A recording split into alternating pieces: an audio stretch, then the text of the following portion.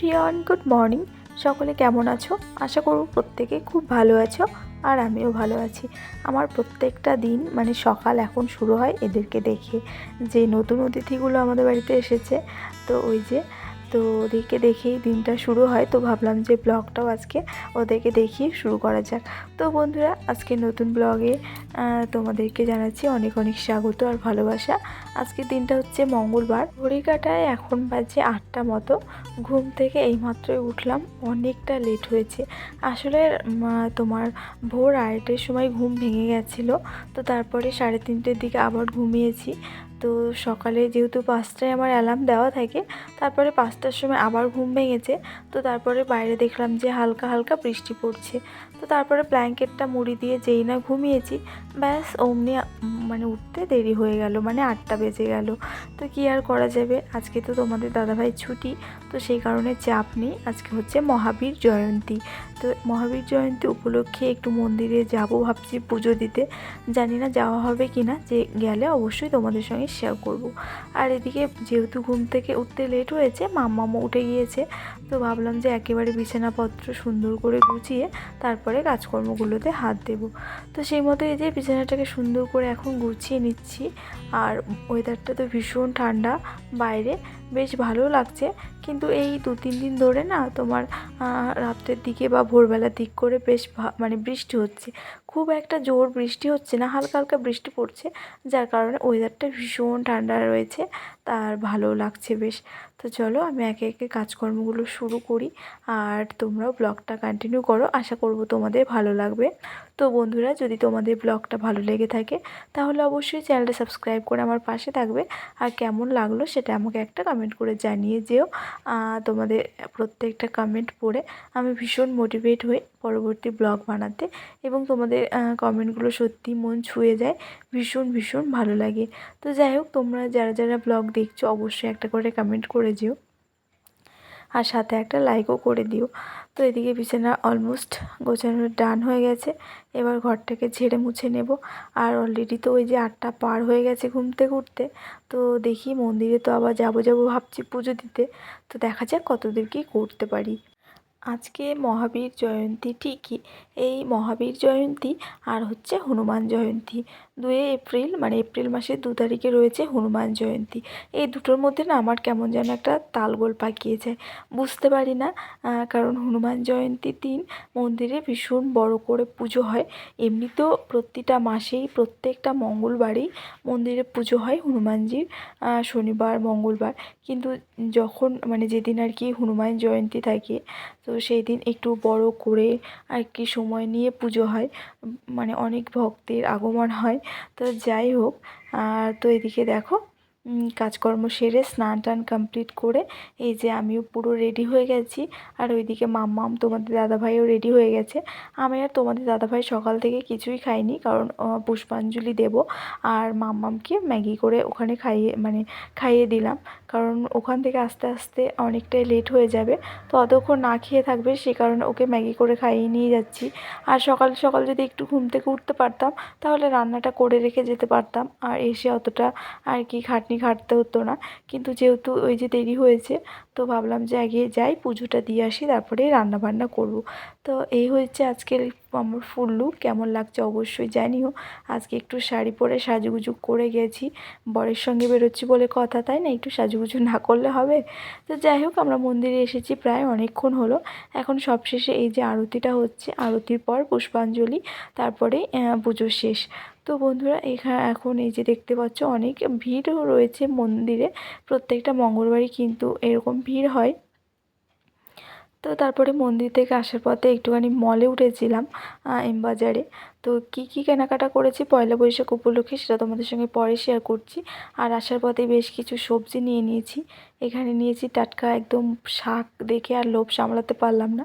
এখানে পুঁই শাক নিয়েছি, কলমির শাক নিয়েছি, আর পুঁই শাকের জন্য নিয়েছি মিষ্টি কুমড়ো, এই যে এত সুন্দর কুমড়োটা।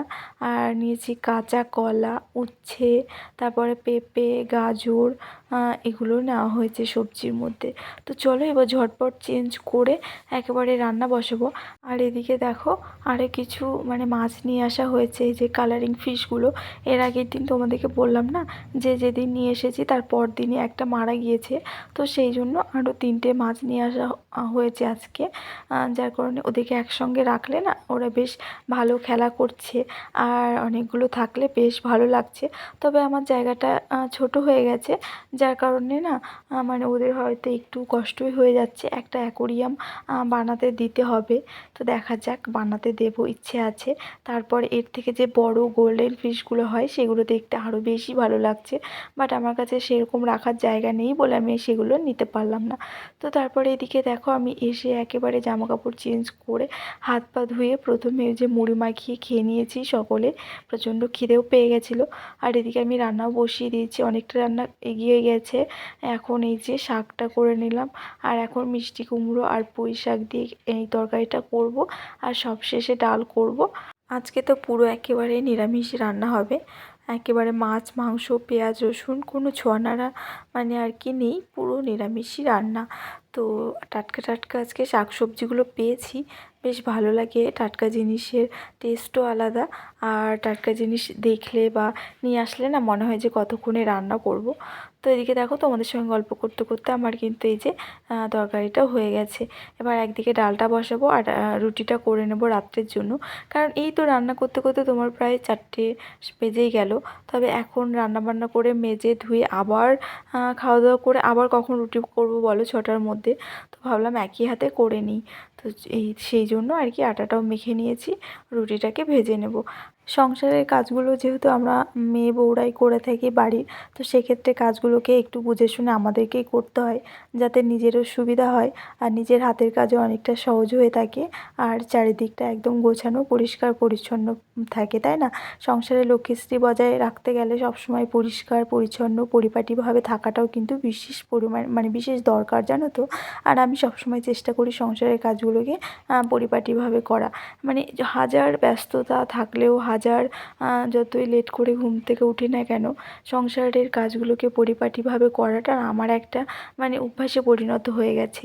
যতই আমি মানে যাই হয়ে যাক না কেন, কখনোই সেটা অপরিষ্কার বা মানে মানে করতে হয় বলে করছি এরকমটা কিন্তু আমি পারি না। মানে সবসময় কাজ হবে গোছানো পরিষ্কার এবং পরিপাটি, মানে এটাই আমার আর কি কী বলবো, নেশা বলতে পারো বা অভ্যাস বলতে পারো, যাই বলো না কেন তোমরা। অনেকেই আবার এই পরিষ্কার থাকা বা গোছানো সবসময় সব জিনিস পরিপাটিভাবে রাখা, এগুলোকে না ছুচিবায়ু বলে থাকে। তবে আমার কাছে যে যাই বলুক না কেন, ছুচিবাই বলুক না কেন বা যাই বলুক না কেন, পরিষ্কার পরিচ্ছন্ন থাকাটা আমার কাছে একটা নেশার মতো কাজ করে। কোনো জিনিস নোংরা থাকলে আমি একদমই সেটা দেখতে পারি না। তো যাই হোক, এদিকে আমার সমস্ত রান্নাবান্না হয়ে গেছে। চলো তোমাদের সঙ্গে টুকটুক করে একবার শেয়ার করে নিই। প্রথমে এখানে রয়েছে স্যালাড, করেছি উচ্ছে ভাজা, আলু ভাজা, মুগ ডাল, আর মিষ্টি কুমড়ো পুঁই দিয়ে তরকারি, আর হচ্ছে কলমি শাক। আর ওদিকে রান্নাঘরে রয়েছে ভাত আর রুটি। ব্যাস এই ছিল আজকে দুপুরে রান্নাবান্না। তো বন্ধুরা, শুভ সন্ধ্যা। অনেকক্ষণ পর আবার ব্লগটা কন্টিনিউ করছি। পরে আর শেয়ার করতে পারিনি, খাওয়া দাওয়া করতে বাকি কাজকর্ম গোছাতে অনেক লেট হয়ে গেছিলো। তো চলো কী কী কেনাকাটা করেছি সেটাই তোমাদের সঙ্গে শেয়ার করি। প্রথমে এখানে হচ্ছে মামামের জন্য একটা গেঞ্জি কাপড়ের যে ফুল প্যান্টগুলো হয় সেগুলো নিয়েছি। ভীষণই সফট এই জিনিসগুলো, মানে প্যান্টগুলো, এগুলো গরমকালে পরে ভীষণ আরাম পাওয়া যায়। আর একটা নিয়েছি 3/4, এই দুটো প্যান্টই নিয়েছি ওর জন্য বাজার থেকে। আর এর আগের দিন মানে 2-3 দিন আগে আমি গেছিলাম বাজার কলকাতা, যেখানে ভাই গেছিলো, ভাই একটা শার্ট নিয়েছে, তো সেখান থেকে মামামের জন্য একটা এই যে টপটা আনা হয়েছে। তো এটার জন্য আমি প্যান্ট দুটো নিয়েছি। আর হচ্ছে কি বলে মানে দুটোই এই হচ্ছে পয়লা বৈশাখের ওর জামা। তো আমার জন্য বা তোমাদের দাদাভাইয়ের জন্য কিছুই নিইনি, আমার একটা নতুন আছে সেটা দিয়ে হয়ে যাবে। তবে যদি পারি পরে গিয়ে একটা তোমাদের দাদাভাইয়ের জন্য একটা টি শার্ট নিয়ে আসবো। তো এই কেনাকাটা করেছি, খুব একটা আহামরি কিছুই কিনিনি। আর বুঝতেই পারছো আমি মানে মানে মলে যাই বা যেখানেই যাই, রান্নাঘরের জিনিস তো আমাকে নিতেই হবে। তো যাই হোক, এখানে আমি একটা ট্রে নিয়েছি, ট্রেটা আমার ভীষণ পছন্দ হয়েছে। তো চলো ব্যাক ক্যামেরা একবার দেখিয়ে দিই। এই হয়েছে মামামির টপটা, কেমন লাগছে অবশ্যই জানিও। আর এই হচ্ছে দুটো প্যান্ট আর এই যে ট্রেটা। তো সব মিলিয়ে কেমন হয়েছে সব কটা জিনিস জানিও। আর আজকের ব্লগটাও এখানে শেষ করলাম। দেখা হচ্ছে পরবর্তী ব্লগে। সবাই ভালো থেকো, সুস্থ থেকো আর পাশে থেকো। Tata, good night.